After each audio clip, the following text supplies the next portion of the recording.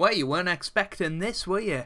A throwback to Football Manager 2016 where, you know, our channel was only about 2 months old, had 75 subscribers, and we did something known as the Everton Project. 7 years later, we ended up winning the Premier League and winning the Champions League 2 years in a row. It might be a bit ambitious to think about doing that now. And for those of you who are wondering about me being in the England press room, I mean, of course I intended that.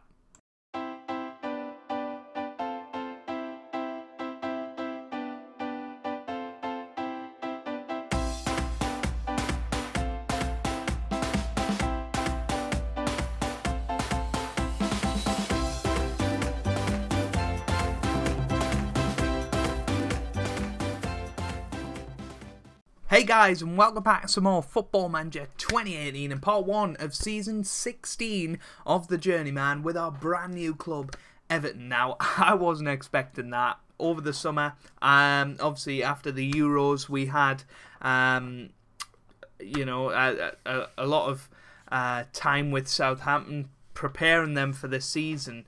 And, you know, I was doing that quite happily, and I thought we'd had a really, really good summer in terms of who we'd brought in and who we'd sold, and we got rid of a lot of the dead rubber, and we brought in some fantastic young talent.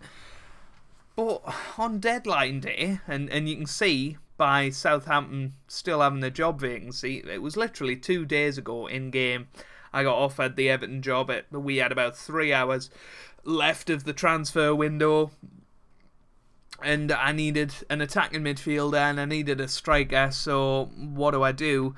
I raid Southampton and go for players I know at that stage, and we brought in, of course, Paul Glatzel. They were both transfer listed straight away as soon as I left. Paul Glatzel, you know, he's 31 now. He's not going to play a massive part in the team, but he's still got fantastic finishing. He's still got decent pace as well. Natural fitness, that's always a big thing at this age. And, you know, he scored 9 in 18 starts last year, so he's still got goals in him. How many, I'm not entirely sure. He had a decent spell at the Euros as well, but I think this could be his final big move. And we also brought in Rasmus Thomasberg, the Dane, who I brought in on a free to Southampton last year, and he had a decent season. I think he certainly got better as the season went on, and hopefully he can replicate this sort of form when he's at Everton, and hopefully will suit his style of play. 14 million, a little bit of an overspend, but we needed players and we needed them quickly. And Everton certainly have some money, which we can probably exploit in January if we can. We're currently projecting to fail the Premier League FFP, but whenever I've seen that, it seems to just fizzle out by the end of the season and be fine. But we'll certainly keep an eye on it.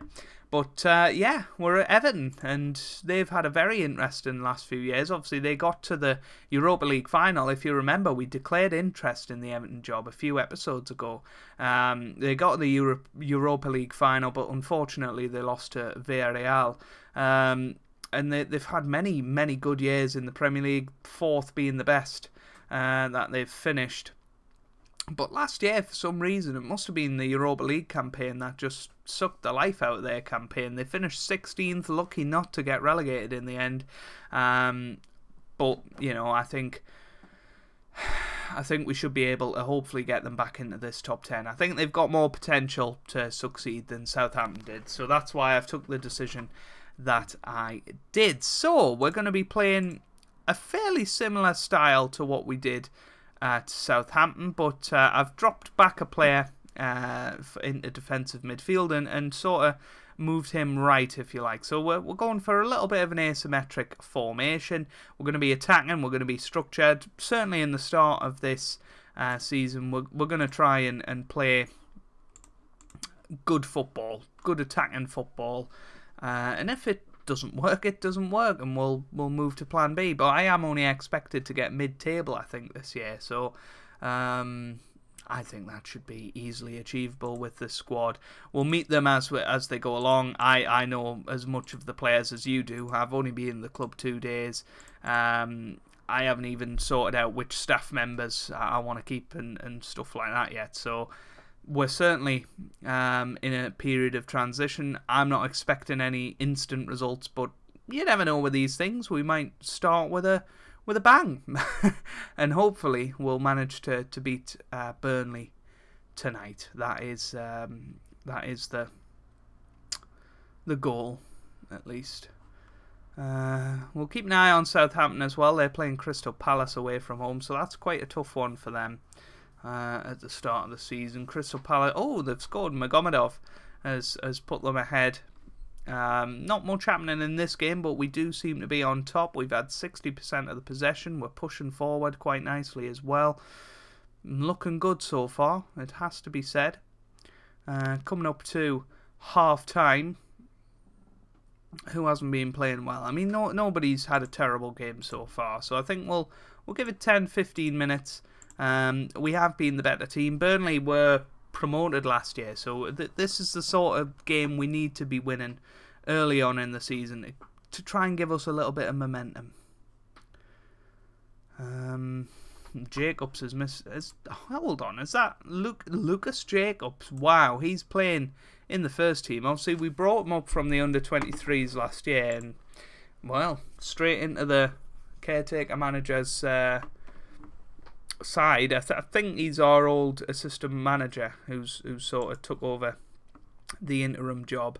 Luis Rodriguez is going to come off. We're going to put on Thomas Berg. Christian Pickering, you might recognise him from the England stuff.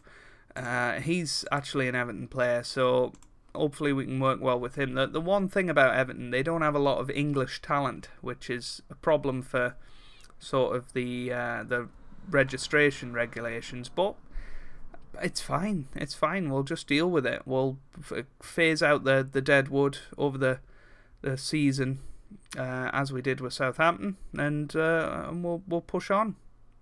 Here's Pickering forward to Franco to Mino. Oh, that was a big chance, and that's away, out for a throw in. Big thank you, Knock It Wide, for his kind words on Twitter about the channel, saying that I was one of his favourite content creators for FM this year. That's very kind of you, and honestly, if you haven't already, go and check out Knock It Wide's channel. I think he's still on my homepage actually, so definitely go and check him out if you get the chance. He's doing a Journeyman save as well. He's had a bit of a break from YouTube recently, so it's good to see him back. Here's Slager. Now Thomas Berg. Dykes into the middle. Franco scores. Felix Franco with 10 minutes to go. We've put one in the back of the net. We're going to go counter-attacking now, and that is a great goal from us there. Thomas Berg to Dykes, who got it in, and Franco with a poacher's finish.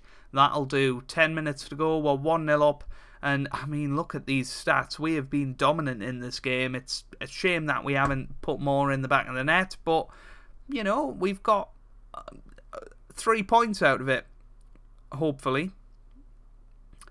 Have we got 3 points? Come on. Yes, we got 3 points. 1-0 away from home. First day of the season. It gets 3 points on the board. A little bit of momentum.